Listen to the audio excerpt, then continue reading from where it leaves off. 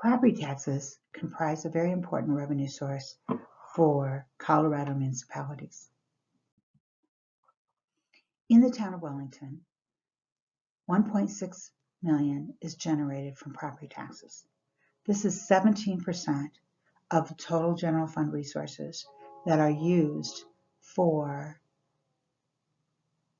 providing general governmental services. Our total assessed valuation in the town is $132.8 million. However, the actual valuation of property is $1.4 billion, of which residential comprises $1.3 billion of that total, or 93%. Property taxes work very different in the state of Colorado because of the Gallagher Amendment. The Gallagher Amendment mitigates the increasing actual valuation and states that assessed valuation and the taxes will be imposed on a different rate every year instead of the actual valuation.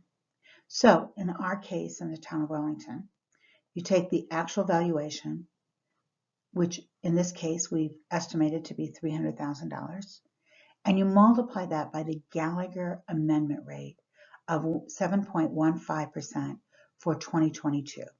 That rate generally decreases annually, and we already know in 2023 it will be lower. The actual value times the 7.15% gives you an assessment rate of $21,450.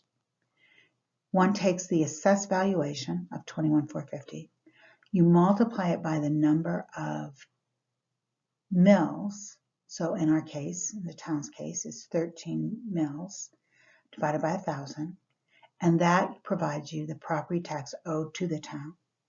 In the case of Wellington, it's $21,450 times 0.013096, and that means that one pays $281 to the town of Wellington. However, you say, well, wait a minute, I pay considerably more than $281 in property taxes.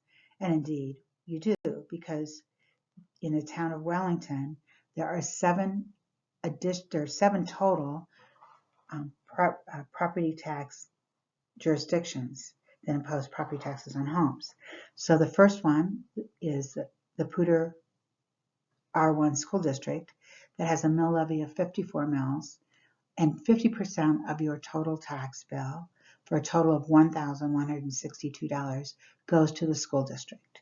Larimer County, almost 20.75% of your bill, or 22 mills, 20% of your taxes, for a total of $481, goes to Larimer County. The Wellington Fire Protection District has 15 mills and almost 14% of your total bill, for $323, goes to the fire district.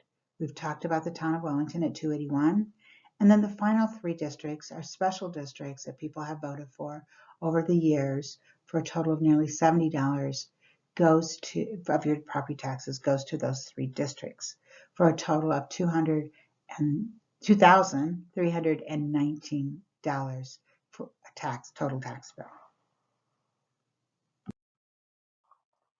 One of the things that the county reports on and we sometimes look at are the total municipality comparisons within any county, or anywhere you want to do that at. The challenge there is it's very, very difficult to draw any conclusions from this information. It might have special districts in the levy. It might have people voted for different things. Things like that. So it's a very, very difficult thing to draw any conclusions on. However, one of the things that is interesting when we look at this is the total AV. So it's just one of those things you can see where growth goes or how things change in different districts. And that's far more interesting to me over time as one looks at what's going on in the region in terms of economic development and economic growth. The Gallagher Amendment makes the property tax estimating generally easier than other revenue sources.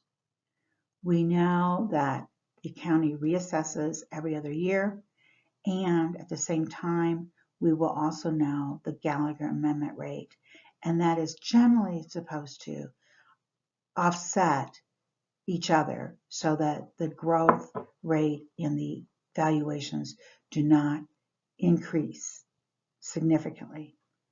That's not necessarily true in a period of high, fast valuation increases like we have been going through the last couple of years.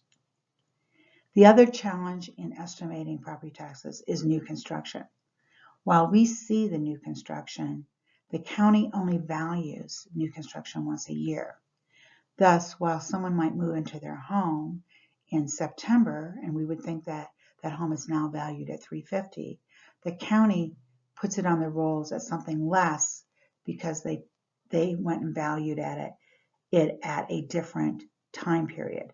So maybe it's only valued at 25% of that for the first year. They definitely capture it the second year at 100%. This is why the planning, finance, and county have to work together on a longer view of what's occurring in property taxes. 1 year is what we budget, but we need to understand what is really going on in the cycle of construction, not just the number of building permits and valuation that they've been done. However, having said all that, it is still a more stable revenue source for cities and towns than is proper sales tax or other kinds of taxes. Thank you.